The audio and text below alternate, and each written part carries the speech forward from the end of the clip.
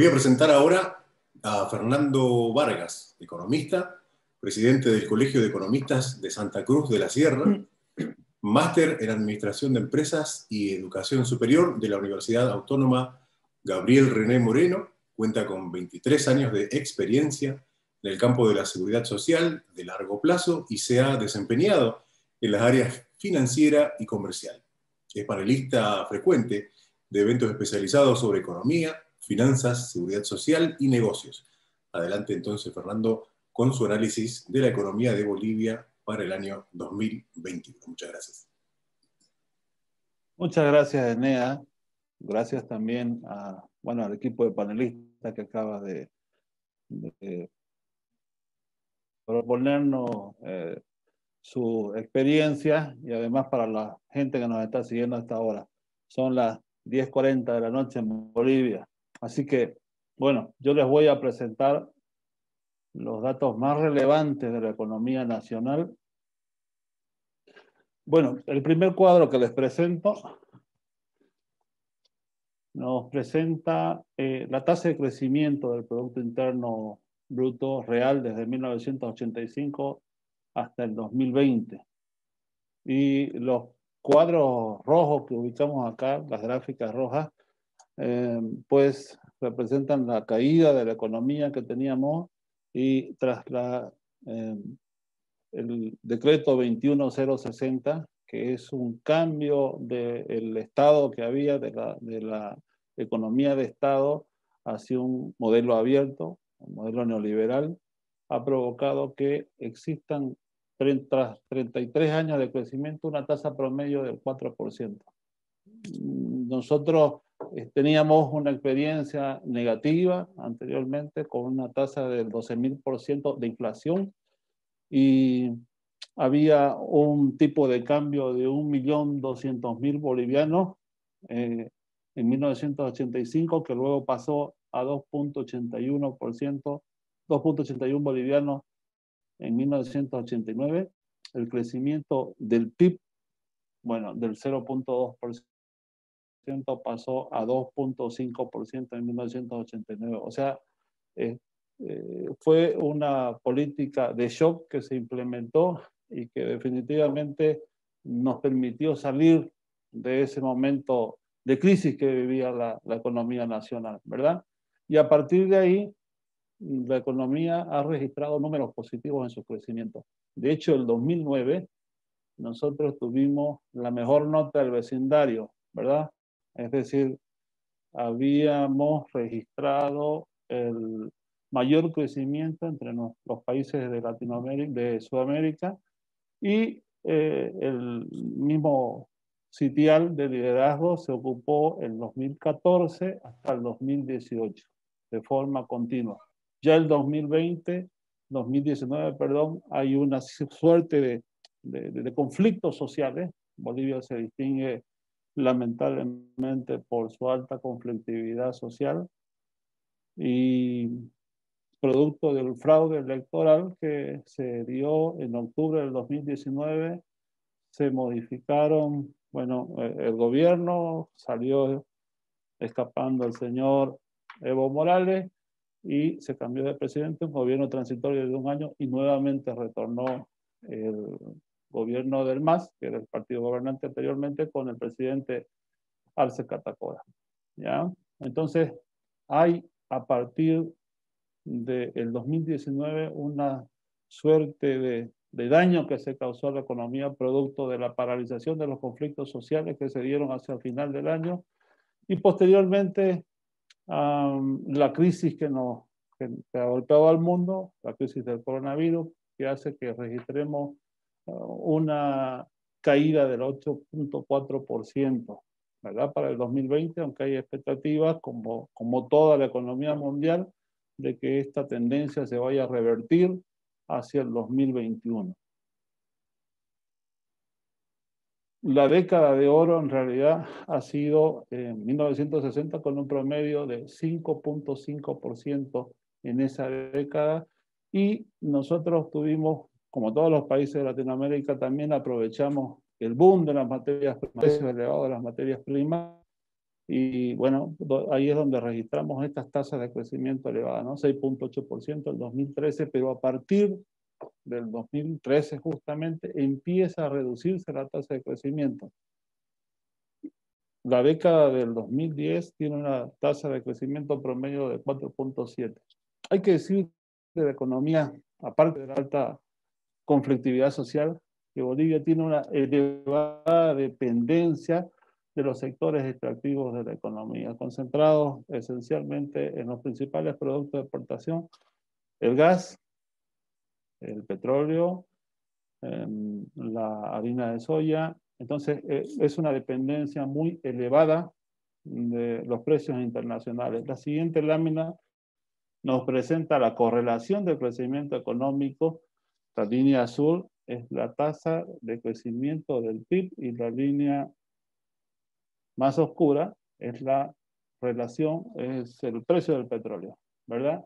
Y usted podrá ver que existe una elevadísima correlación, ¿ya? Casi el petróleo crudo marca el crecimiento de la economía nacional. Luego tenemos que tras 33 años de democracia, pues, hemos conseguido un 4% de crecimiento anual. Por otra parte, los ingresos financieros han visto, por supuesto, una seria caída. ¿Ya? Partimos en el 2006 con 4.800 millones de dólares y terminamos en el 2014 con 17.000 millones de dólares. 4 veces se multiplicó el ingreso desde el 2006 hasta el 2015. Pero luego se da una suerte de estancamiento, donde desde 2015 hasta el 2018 se mantienen estancados, se mantienen estables, y hay una seria caída, una fuerte caída producto de la gestión en que nos ha golpeado a todos el coronavirus, ¿no es cierto? Esto tiene que ver con la paralización. Bolivia ha tenido una reacción para controlar la tasa de contagio del coronavirus, que, bueno, optó por el confinamiento y el confinamiento duro, ¿verdad? Y esto ha significado que haya un daño severo a la economía, de que muchas empresas dejen de operar, muchas familias se queden sin trabajo. Tenemos una tasa de desempleo del 12% y hubo un gasto muy fuerte en salud, para no mencionar la cantidad de personas. Tenemos aproximadamente 9.000 personas fallecidas por producto de la enfermedad del COVID, y esto ha provocado que, bueno, el gasto en salud también del gobierno se incremente. Se bajaron fuertemente los ingresos, producto de las recaudaciones, producto de que el precio del petróleo también era menor, y no hubo oportunidad de contratar préstamos del exterior porque había una suerte de bloqueo en la Asamblea Plurinacional. Con respecto a los egresos, estos se van elevando, tienen una tendencia positiva desde el 2006, de 2.700 millones de dólares hasta el 2012, son 12.300 millones de dólares, y pese a que los ingresos fiscales se contrajeron, la necesidad que hubo de seguir inyectando capital a la economía forzó a que el gobierno siga erogando recursos, ¿verdad? En este caso el gobierno de transición, que ya no está, ya tenemos otro gobierno ahora mismo, y ese gobierno inyectó ayuda en forma de créditos directos para la empresa, que por cierto no fueron tan efectivos porque no se alcanzaban a cubrir las expectativas o a reunir los requisitos las empresas, porque los requisitos eran elevados. Hubieron bonos procurados para que la gente pueda estimular su consumo y además pueda seguir consiguiendo los recursos para que las empresas sigan trabajando. Hubo postergación tributaria del pago de impuestos, postergación también de los aportes a la seguridad social y otras medidas que estaban procurando mantener la economía a flote, ¿verdad? No somos partidarios de los bonos, por supuesto. Recientemente se ha otorgado un bono de aproximadamente unos 700 millones de dólares, 680 millones de dólares, bono del hambre, que fue una promesa electoral. Y aunque no somos bonos proclive de los bonos, bueno, es evidente de que en un momento de asfixia probablemente lo que haga falta es que alguien te lance un salvavidas y te saque inmediatamente. No queda otra. No es momento aquel para que alguien se ponga a enseñarte a nadar mientras te estás ahogando, ¿verdad? Entonces, creo que es lo que correspondía en este momento, pero no es una política aplicable en el largo plazo, ¿verdad? Los bonos igual tienden a perder efectividad y es un poco oneroso para el erario nacional, por supuesto. Ahora veamos qué pasó con la deuda pública externa de mediano plazo. El 2005 teníamos un endeudamiento de aproximadamente del 51.6% y este se baja drásticamente producto de que Bolivia gestiona la condonación de su deuda ante los organismos internacionales y de hecho el HIP le facilita aproximadamente 3.200 millones de dólares en condonación, un 60% de su deuda, y es así que llega a endeudamientos de 14.5%.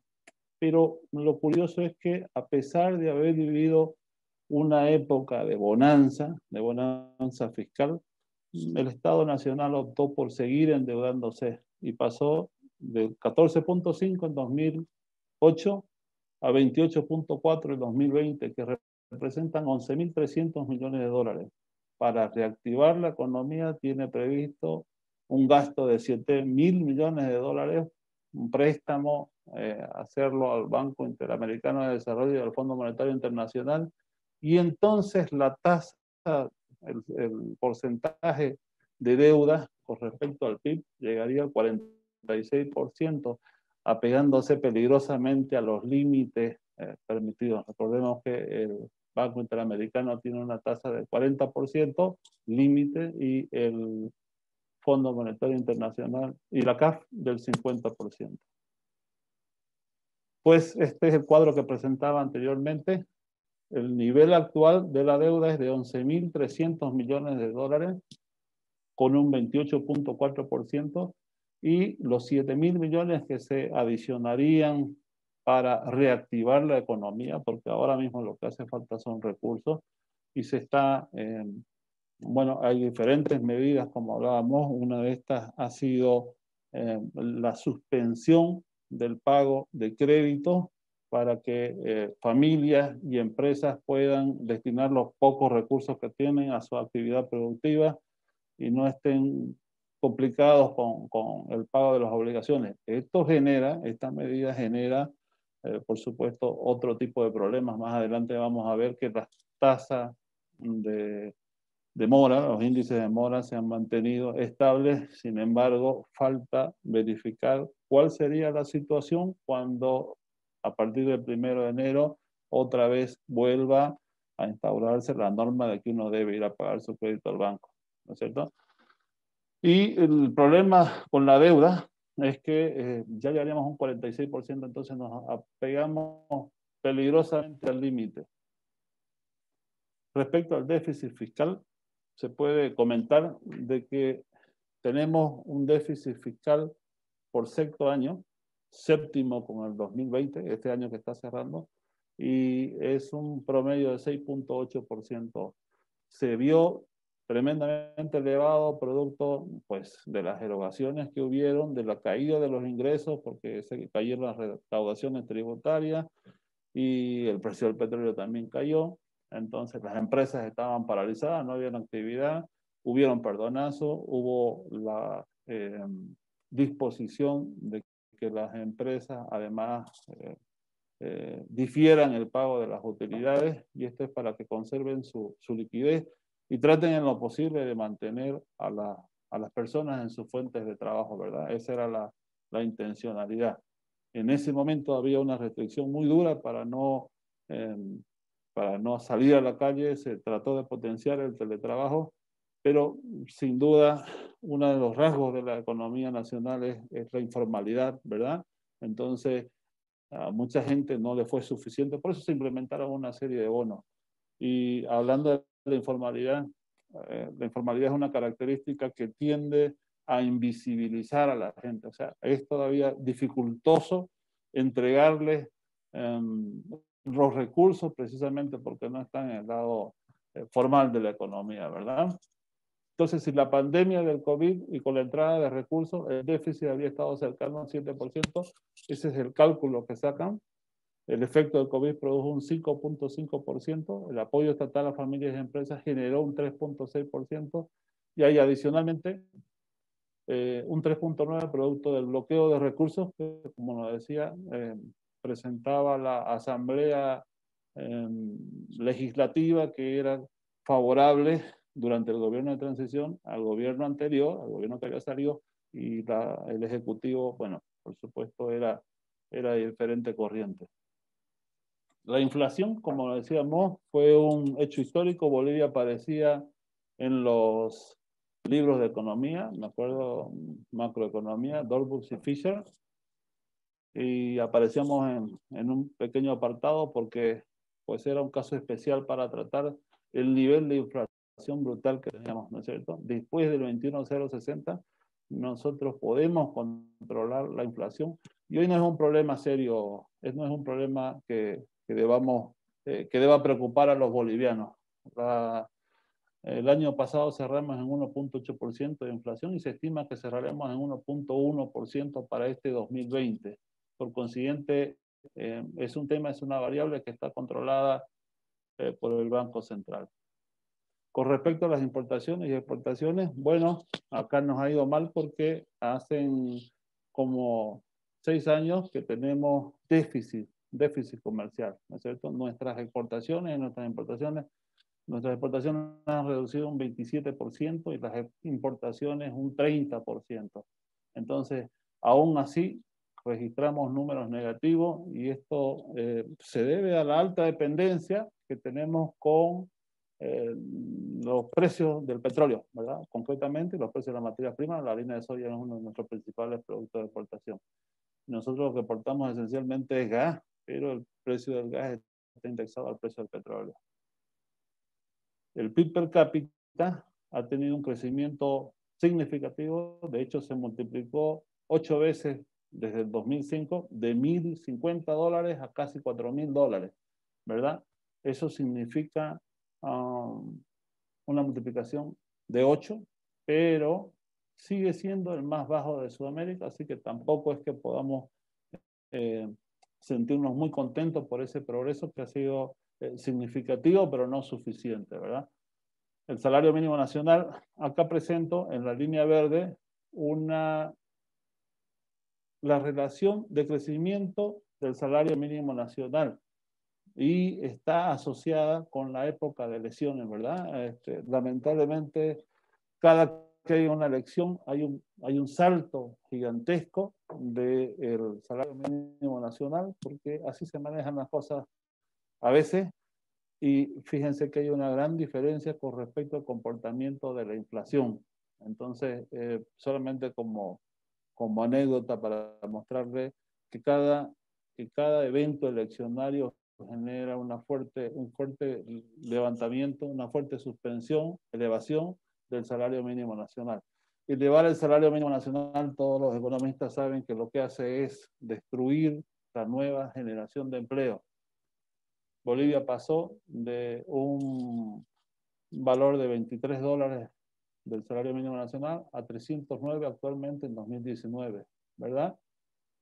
De ser el último lugar, pasó por lo menos al 5º lugar. Bolivia tiene 309 dólares de salario mínimo nacional.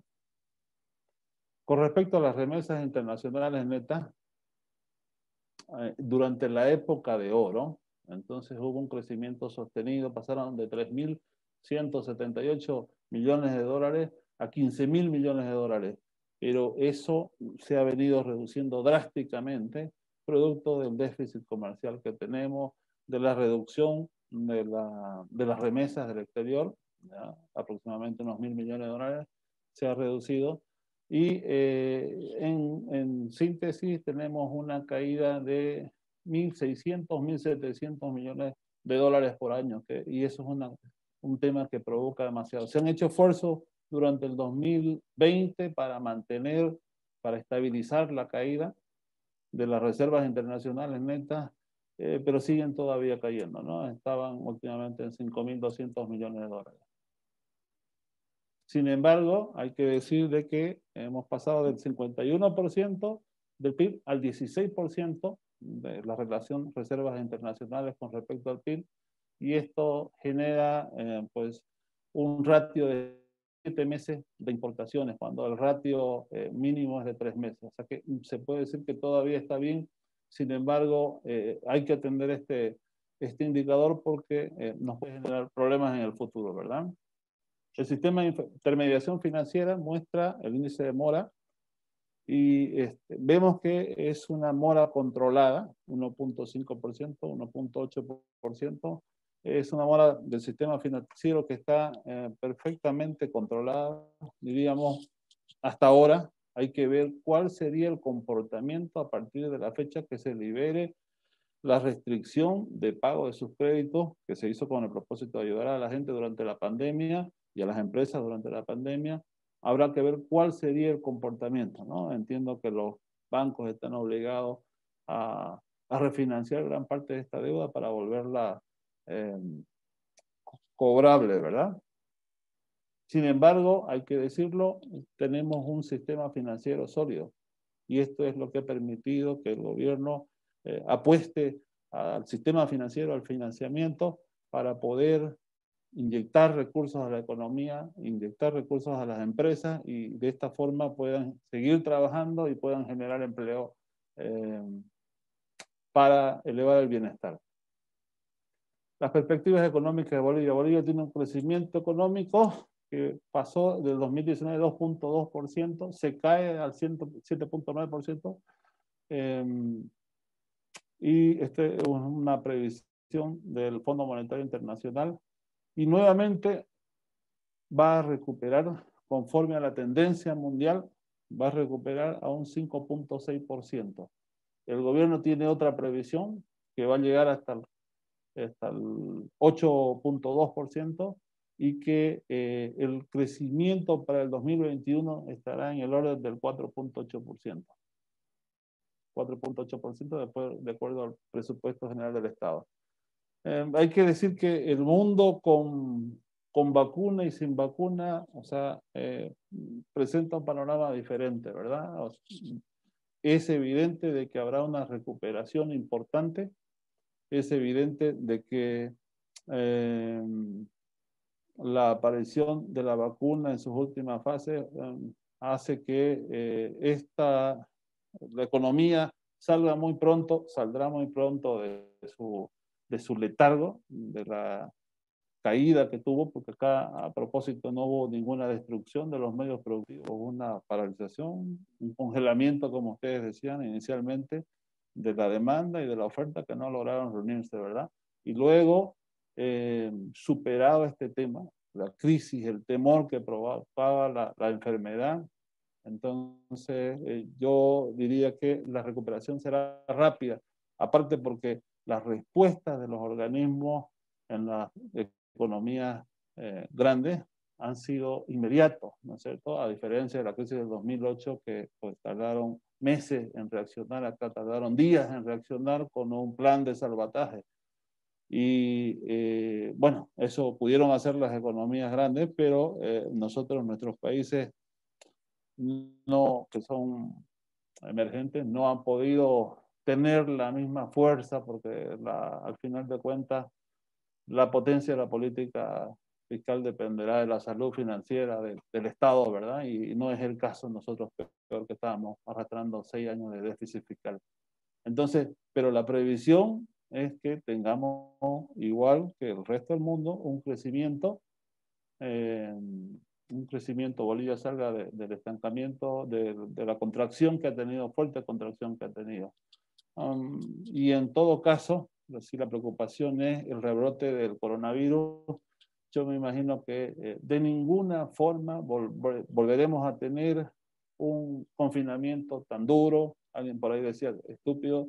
Pues sí, porque ya hay un proceso de aprendizaje, ¿no es cierto? Donde hemos aprendido a vivir con coronavirus, estando la solución tan cerca de la vacuna.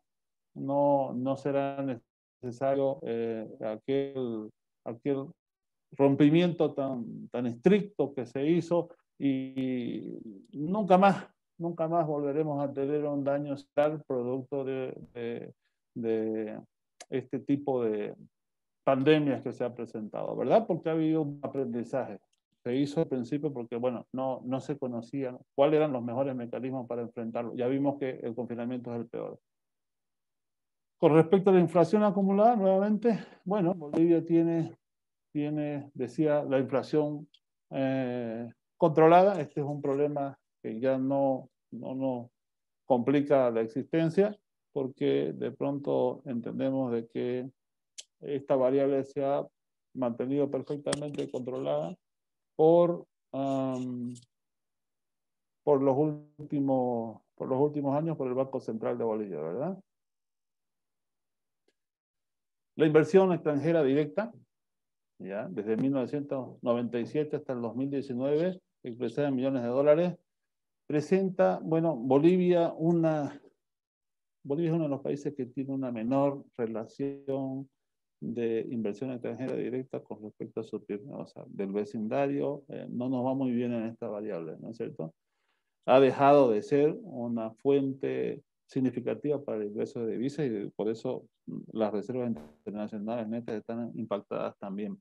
El Banco Central registró una cifra negativa de casi 200 millones de dólares durante el primer semestre del 2020, que es históricamente la más baja con respecto al 2013, que fue pues de 1.750 millones, ¿no es cierto? Entonces ha venido decreciendo y ha cerrado con una cifra negativa de 237 millones de dólares. Esto tiene que ver con el panorama que se presenta, o sea, por supuesto que expropiaciones, nacionalizaciones, impuestazos no son atractivos, no son las mejores señales, hablo del gobierno anterior, eh, para atraer capitales, ¿no es cierto? Acá tenemos problemas con la rigidez de nuestra normativa laboral y algunas otras medidas que son totalmente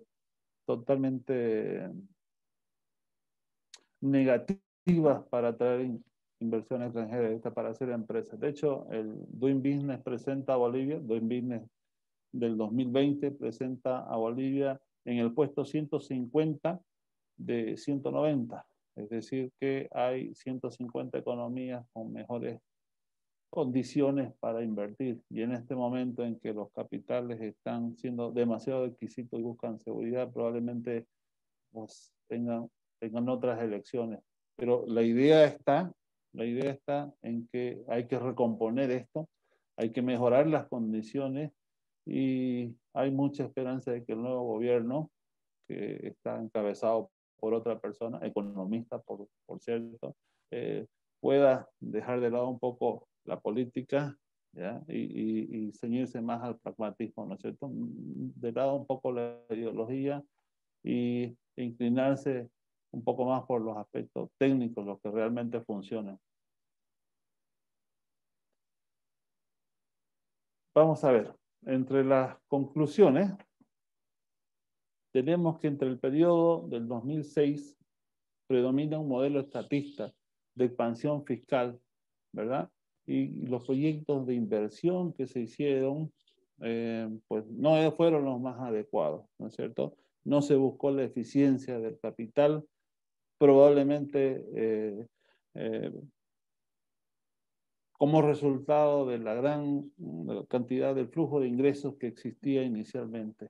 No fue positivo el hecho de que el gobierno del señor Morales hubiera pretendido ser el principal actor del socialismo del siglo XXI cuando se presentó, porque eso demandaba una gran carga, era una carga muy pesada, hablando de recursos que se gastaban para temas propagandísticos, y pues era como tener un hueco en el bolsillo, ¿verdad? Mientras nosotros estábamos ya sufriendo por por los temas de déficit fiscal.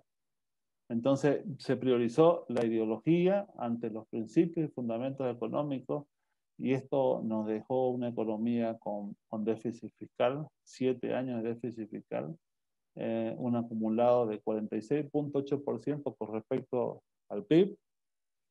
Existe la convivencia de los déficits gemelos, la balanza comercial y la balanza fiscal, y el elevado crédito público. Hay una caída, como lo manifestábamos anteriormente, del stock de reservas internacionales netas del Banco Central, muy significativa. Se cayeron un 60% a razón de 1.600 millones de dólares anuales. El desempleo fue, actualmente está cerrando con un 12%. Nuestra economía, como lo decíamos antes, es una economía que tiene mucha informalidad. Entonces, el 80% del empleo es también informal, y eso pues produce que existan personas con un muy bajo salario, ¿verdad? Entonces, hay una deuda creciente y las empresas públicas deficitarias fueron numerosas, y estos fueron una carga pesada para el erario nacional. La informalidad no retrocedió para nada, y las variables macroeconómicas estimadas para este 2021 sería que Bolivia tendrá un 4.8% de crecimiento.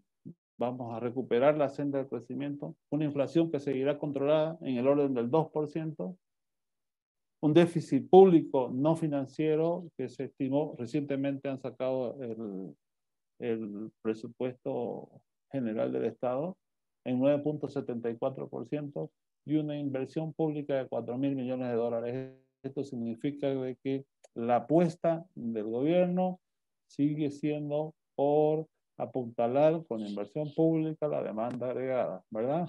Y apuntalarla también mediante bonos, lo que no nos parece una situación, porque es para hacer cosas diferentes, para obtener resultados diferentes, hay que hacerlo de forma distinta, ¿verdad?